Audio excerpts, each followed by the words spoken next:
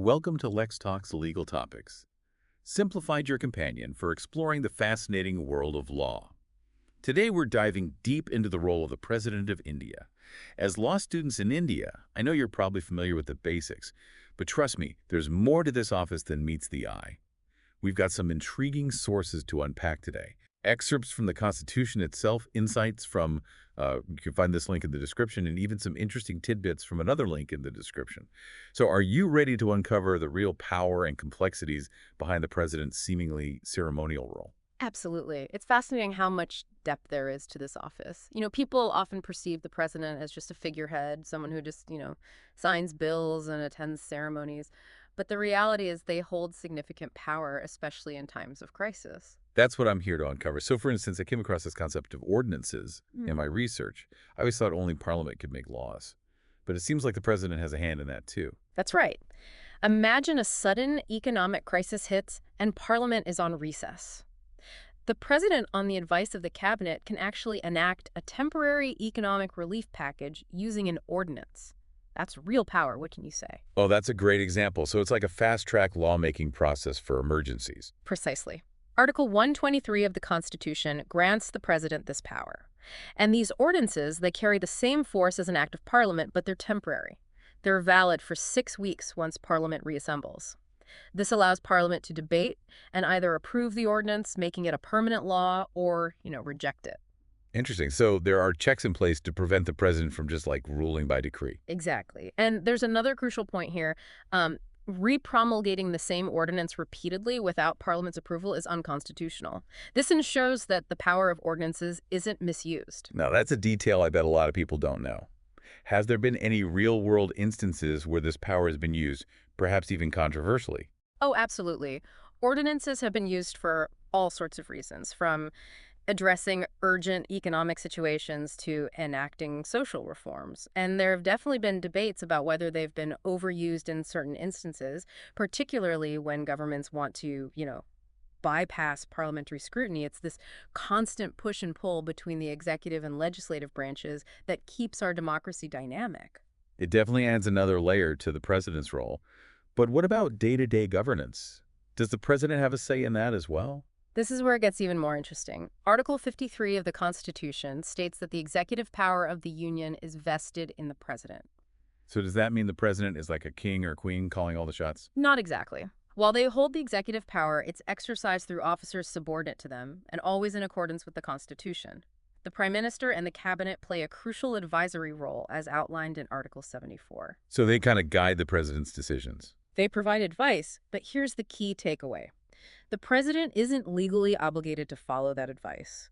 The president has the final say, ensuring that all actions are constitutional. It's a delicate balancing act. That's a lot of responsibility. It seems the president needs to be someone who can stand their ground and, interpret the Constitution independently. What kind of person thrives in this position? Well, the Constitution itself lays out some interesting limitations on who can become the president. They can't be a member of parliament or any state legislature, and they can't hold any other office for profit. So no side gigs for the president. Seems like a demanding job, but there must be some perks, right? Of course, the president enjoys rent-free use of official residences, and they are entitled to emoluments, allowances, and privileges as determined by parliament. And these benefits can't be diminished during their term. I guess that's a fair trade-off for the side gigs. Speaking of which, has the president's salary changed over the years? Oh, it has, quite dramatically. In 1951, it was a combined salary and allowance of Rs. 25,000. Today, it's a whopping Rs. 500,000. Okay, so the president has a substantial salary, official residences, and the weight of the Constitution on their shoulders. But how does one even reach such a position of power? How is the president elected in India? That's where India's unique electoral college system comes into play. Unlike the direct elections we see for, members of parliament, the president is elected by a much larger and diverse group. Tell me more about this electoral college. Who gets to vote? The Electoral College comprises elected members from both houses of parliament, elected members of state legislative assemblies, and elected members of legislative assemblies of union territories, specifically Delhi, Jammu and Kashmir, and Puducherry. That's a pretty extensive group of electors. It is, and it underscores the president's role as a representative of the entire nation, not just a specific constituency. This sets it apart from the prime minister's election, which focuses primarily on the Lok Sabha. So the president's election kind of emphasizes their role as a guardian of the Constitution, representing the will of the people through a broader spectrum of elected officials. Precisely. And the voting process itself is quite fascinating. It's not a simple majority vote. It's a system of proportional representation using a single transferable vote. And that sounds intriguing. Can you break that down for us? Sure. Imagine this. Instead of just ticking off one candidate, electors rank them in order of preference. If your first choice candidate doesn't get enough votes to win your vote, can be transferred to your second choice, and so on. So every vote has the potential to influence the outcome, making it a truly democratic process. Exactly. And to further ensure fairness and impartiality, the voting is conducted through a secret ballot. This raises an important question, though. With the prime minister and cabinet advising the president, does the president ever exercise their own judgment, or are they just a rubber stamp for the government's decisions? That's where the real nuance of the president's role comes in. While they generally act on the advice of the Council of Ministers, the Constitution does grant them discretionary powers, and these powers have been used in some very interesting ways throughout history. I'm all ears. Tell me more about these instances where presidents have asserted their independent judgment. One fascinating example is President K.R. Narayanan, who in the late 1990s introduced something called Rashtrapati Bhavan communiques. What were those exactly? Essentially, they were public statements explaining the rationale behind his decisions, particularly those made using his discretionary powers. It was a bold step towards transparency and accountability. It seems like he was really trying to shape public perception of the president's role, moving beyond the image of just a figurehead. Absolutely. Another compelling example is President APJ Abdul Kalam's decision to return a controversial bill concerning offices of profit in 2006. Can you elaborate on that incident? What was so controversial about the bill? Well, the bill aimed to exclude certain offices from the disqualification rules for members of parliament. President Kalam had serious concerns about the bill's implications for, political ethics and accountability. Huh. He took the bold step of returning the bill unsigned, effectively stalling its progress. Did President Kalam face any backlash for this action? Was it seen as exceeding his authority? It definitely sparked a debate, but it also highlighted the president's capacity for independent judgment. Now, the president can't just outright refuse to sign a bill. They can return it unsigned only once. If Parliament sends it back unchanged, the president is constitutionally obligated to sign it. So what was the fate of that bill? Parliament, in this case, returned the bill unchanged, and President Kalam ultimately signed it. However, his initial action sent a strong message. It demonstrated that the president, while bound by the Constitution, can still exert their influence and act as a check on the legislature. It's becoming clear that the president's role is far more intricate and impactful than many realize. Absolutely. And there's much more to explore, including their powers in times of national emergency. Emergency powers. That sounds like a topic for another deep dive. But for now, it seems we've just scratched the surface of the president's multifaceted role in Indian democracy. Indeed. And as you delve deeper into your law studies, you'll find that the president's role continues to evolve, reflecting the dynamic nature of India's political landscape. It's remarkable how even these seemingly straightforward aspects of governance, have such depth. The process of becoming president, for instance, is far more intricate than one might imagine. That's what's so exciting about these deep dives. We get to peel back the layers and uncover those complexities hidden beneath the surface. So walk me through it. What does it take to become the president of India? Well, it's not as simple as just, throwing your hat in the ring. There are specific qualifications a candidate must meet as outlined in Article 58 of the Constitution. What are we talking about here? Age limits, citizenship requirements, that sort of thing. Exactly. The candidate must be a citizen of India at least 35 years old and qualified to be a member of the Lok Sabha. So similar age requirements to other democracies, but the emphasis here is on parliamentary eligibility rather than, say, being a natural-born citizen. Precisely. And of course, they can't hold any office of profit under the government. No double-dipping on salaries allowed. It seems they really want the president to be dedicated solely to this crucial role. Absolutely. Now, once a candidate meets these qualifications, the real race begins. Remember that electoral college we discussed earlier? They are the ones who ultimately choose the president. Right. The MPs, MLAs, and elected members from those union territories. It's a pretty diverse and extensive group. Is it just a simple majority vote among them? No, it's a bit more nuanced than that. It's a system designed to ensure proportional representation using something called a single transferable vote. That sounds kind of complicated. Break it down for us. How does this system work in practice? Essentially, electors rank the candidates in order of preference. This means your vote can be transferred to your second choice if your first choice doesn't secure enough votes to win. This continues until a candidate reaches the required majority. Oh, that's fascinating. So it's not just about who gets the most first preference votes. It takes into account the overall preferences of the electorate. Exactly. This system ensures that every vote has the potential to influence the outcome, making it a very democratic process. It also encourages consensus building, which is crucial given the president's role as a representative of the entire nation. That makes sense. It's not just about one party or ideology winning. It's about finding a candidate who can bridge divides and represent the collective will of the people. Precisely. And to ensure fairness and transparency, the voting is done through a secret ballot. So after all these votes are tallied and preferences considered, the nation awaits the new president. But what happens next? Do they just step right into the role? Not quite. Before taking office, the president-elect must take an oath as stipulated in Article 60 of the Constitution. It's a solemn ceremony where they swear to faithfully execute the office and to preserve, protect, and defend the Constitution of India. It's a powerful moment, isn't it? A public declaration of their commitment to uphold the Constitution and serve the nation. But it also makes you wonder, what happens if a president doesn't live up to that oath? What if they abuse their power or act unconstitutionally? That's where the concept of impeachment comes in. Article 61 of the Constitution lays out the grounds for removing a president from office. Impeachment. So it's similar to what we see in other democratic systems like the United States. The concept is similar, yes, but the Indian process has its own distinct features. It begins with either House of Parliament bringing charges against the president for violation of the Constitution. So it's not just the government deciding to remove the president on a whim. It's a parliamentary process emphasizing the legislature's role in holding the executive accountable. Exactly. And the Constitution doesn't specify particular offenses. It simply states violation of the Constitution, leaving it open to interpretation by Parliament. This gives them the flexibility to address a wide range of potential misconduct. That seems like a lot of power vested in Parliament. Does this make it too difficult to hold a president accountable? It's certainly a high bar to clear, and that's intentional. Impeachment isn't meant to be a tool for political maneuvering. It's a serious process with safeguards in place to ensure fairness. The charges must be passed by a two-thirds majority in the House that initiates them. Then the other House investigates the charges, and the president has the right to defend themselves during this investigation. So it's not just a quick vote and they're out.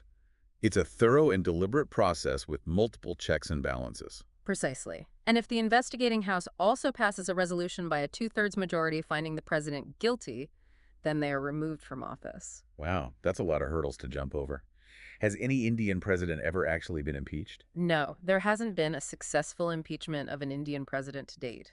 However, the mere existence of this process acts as a deterrent, reminding presidents of the consequences of violating their oath and acting unconstitutionally. It's like a sword hanging over their head. Yeah. A constant reminder of their responsibility to uphold the Constitution and the trust placed in them by the people. Precisely.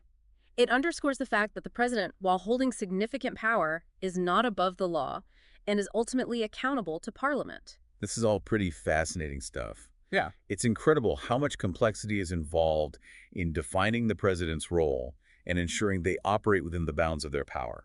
And we've only just begun to explore the depths of this office. There's still so many fascinating aspects to the president's role that we haven't even touched upon yet. I am eager to dive deeper. What other presidential mysteries are we going to unravel today? Let's shift gears a bit and delve into one of the most intriguing aspects of the president's role, their power to make temporary laws, also known as ordinances. Ah, yes, ordinances.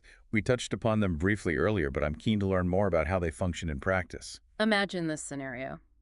Parliament isn't in session, but a situation arises that demands immediate action. Let's say there's a natural disaster requiring urgent relief efforts, a sudden economic downturn that needs immediate intervention, or even a potential threat to national security. So a situation where time is of the essence and the usual legislative process would simply take too long. Exactly. In these circumstances, the government can advise the president to issue an ordinance. This power is derived from Article 123 of the Constitution. Right, we discussed that earlier. It empowers the president to enact ordinances when Parliament isn't in session, and these ordinances carry the same weight and effect as a regular act of Parliament. You've got it. Think of it as a fast-track lawmaking process for exceptional circumstances. However, it's crucial to remember that the president can't just issue an ordinance on a whim. There are checks and balances in place, right? The president can't just bypass Parliament entirely. Absolutely. The government, specifically the Council of Ministers, plays a crucial role here. They must advise the president that immediate action is required and that their into a permanent law. So it's not just a way for the government to circumvent parliamentary scrutiny altogether. No. It's designed as a temporary measure, a way to address urgent needs, while ensuring that Parliament retains its ultimate authority in the lawmaking process. So what happens once Parliament is back in session? What's the fate of these ordinances? The ordinance must be presented before both houses of Parliament. They then have 6 weeks to debate it and decide its fate. They can choose to approve it, converting it into a permanent act, or they can reject it. And if they reject it? The ordinance ceases to have effect, as if it never existed. And here's where that crucial check we talked about earlier comes into play. The president can't just keep repromulgating the same ordinance if Parliament repeatedly rejects it. That's a vital safeguard against the potential abuse of this power. It prevents the president from ruling by decree and ensures that Parliament retains its central role in the legislative process. Exactly. The system of ordinances is a delicate balancing act. It recognizes the need for swift action in extraordinary situations, but also maintains the principles of democratic accountability and legislative supremacy. It's a fascinating example of how the Constitution seeks to balance competing interests and create a system that is both flexible and robust.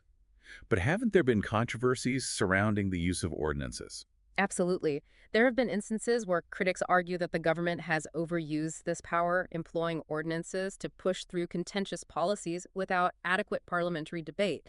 It's a constant point of tension in our democracy. So it's a power that demands careful consideration and must be used judiciously, not as a way to just circumvent the regular legislative process. Precisely. This ongoing debate surrounding ordinances illustrates how legal principles play out in the real world, often leading to diverse interpretations and discussions about balancing competing interests. It's a reminder that law is a living, evolving entity constantly adapting to new situations and challenges.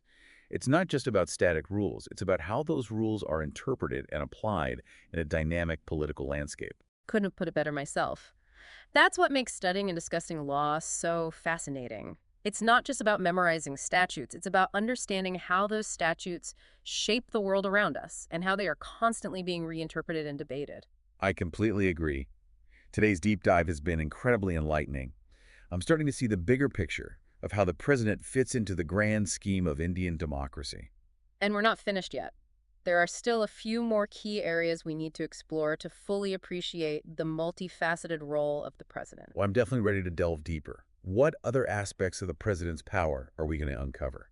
Let's turn our attention now to a fascinating and often overlooked dimension of the president's role, the relationship with the armed forces. Oh, right. You mentioned earlier that the president is the supreme commander of the armed forces. Yeah. What exactly does that entail? What kind of authority do they have over the military? We've explored a lot already, from that intricate electoral process to the president's power to issue ordinances. But there's one more crucial aspect I think we need to delve into: the president's role as the guardian of the Constitution, particularly in times of national crisis. You're talking about the president's emergency powers, right? Mhm. This is something that's always piqued my curiosity. What exactly are these powers, and how do they come into play? Imagine a situation where the nation faces a severe threat: a war, a rebellion, even a massive natural disaster. In such extraordinary circumstances, the Constitution empowers the president to declare a state of emergency. So it's like hitting the pause button on the normal functioning of the government and granting the president, like, special powers to deal with the crisis. That's a good analogy. Article 352 of the Constitution specifically deals with national emergencies. It grants the president the power to declare such an emergency if the security of India or any part of its territory is threatened by war, external aggression, or armed rebellion. Okay, that makes sense. But what does declaring a national emergency actually entail? How does it change the dynamics of power within the government? Well, it essentially gives the central government extraordinary powers. The federal structure can be altered, allowing the central government to override state powers. Parliament can make laws for the entire country, even on subjects that are usually reserved for the states. Fundamental rights can be suspended. It's a significant shift in the balance of power. That sounds almost like a temporary dictatorship. Is there no check on the president's power during a national emergency? There are checks, but they are different from the usual checks and balances we see in normal times. The declaration of a national emergency must be approved by both houses of Parliament within 1 month, and it can remain in force for 6 months at a time, requiring repeated parliamentary approval for extension. So Parliament still has a role to play even during an emergency. It's not just the president calling all the shots. Exactly. And the courts also retain some power of judicial review, although it is limited in scope during an emergency. The idea is to strike a balance between providing the government with the necessary tools to handle a crisis and safeguarding against the abuse of power. It's a delicate tightrope walk, isn't it? Ensuring swift action to deal with the crisis while also protecting democratic principles. Have there been instances in Indian history where these emergency powers have been invoked? Yes, there have been 3 occasions when national emergencies have been declared. During the 1962 war with China, the 1971 war with Pakistan, and the infamous emergency declared by Prime Minister Indira Gandhi in 1975. Yeah, the 1975 emergency, I think, is often cited as a dark chapter in Indian democracy. What made it so controversial? It was controversial because it was seen as a politically motivated move to suppress dissent and consolidate power. Many argue that the threat to national security cited as the reason for the emergency was exaggerated. It led to widespread arrests, censorship of the press, and curtailment of civil liberties. That sounds like a cautionary tale about the potential for abuse of these emergency powers. It highlights the importance of robust safeguards and a vigilant judiciary. It's a stark reminder of the fragility of democratic institutions and the importance of constant vigilance. The misuse of emergency powers during that period actually led to significant amendments to the Constitution, making it more difficult for governments to declare emergencies and ensuring greater parliamentary and judicial oversight. So the Constitution has evolved based on the lessons learned from past experiences. It's reassuring to know that, those dark chapters have led to stronger safeguards for democracy. Now, apart from national emergencies, are there other types of emergencies the president can declare? Yes, there are 2 other types: state emergency, often referred to as president's rule, and financial emergency. Okay, what triggers a state emergency? A state emergency under Article 356 can be declared if the president is satisfied that a situation has arisen in which the government of a state cannot be carried on in accordance with the provisions of the Constitution. So if there's a breakdown of law and order, political instability, or a hung assembly after an election, the president can step in and impose direct rule from the center. Precisely. President's rule suspends the elected state government and vests administrative powers in the governor, who acts on behalf of the president. Again, this power isn't absolute. The proclamation imposing president's rule must be approved by Parliament, and it can remain in force for a maximum of 6 months at a time, requiring parliamentary approval for extension. It seems like a necessary tool to maintain stability and ensure that governance continues even in challenging situations. But it must be used with caution to avoid undermining the federal structure of, our democracy. Absolutely. There have been debates and criticisms about the overuse of president's rule in the past, with allegations of it being used for partisan political gains. That's why it's crucial to have a robust parliamentary and judicial review process to ensure that this power is used judiciously and in accordance with the Constitution. And what about the financial emergency? When does that come into play? A financial emergency under Article 360 can be declared if the president is satisfied that a situation has arisen whereby the financial stability or credit of India or any part of its territory is threatened. So in times of like a severe economic crisis, the president can take steps to stabilize the economy, perhaps by, curtailing government spending or imposing financial controls. Exactly. However, declaring a financial emergency is a drastic step, and it has never been invoked in India's history. The Constitution lays down a detailed procedure for its implementation, including parliamentary approval and specific measures that can be taken. This deep dive has given me a much clearer understanding of the president's emergency powers. It's a complex and sensitive subject, highlighting that constant tension between security stability and democratic freedoms. You've hit the nail on the head. It's a reminder that the Constitution is a living document, constantly being interpreted and debated in the context of evolving circumstances. And the president's role, particularly in times of crisis, is crucial for navigating these complexities and upholding the principles of our democracy. Well, I think we've thoroughly explored the depths of the president's role today, from their seemingly ceremonial duties to their extraordinary powers in times of crisis. Indeed. We've covered a lot of ground, and I hope our listeners have gained a deeper appreciation for the nuances and complexities of this fascinating office. Thank you for listening to LexTalks. Follow, subscribe, and stay notified to never miss an episode.